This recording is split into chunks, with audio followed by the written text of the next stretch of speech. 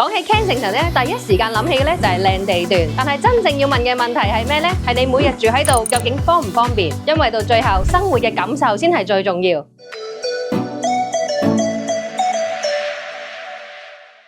由呢度行去 Kensington High Street 同埋 Holland Park 咧，大概都只係10分鐘，即係去 coffee shop 啊、超市、餐廳、公園，全部都係 walking distance，唔使特登搭車。生活其實可以好簡單。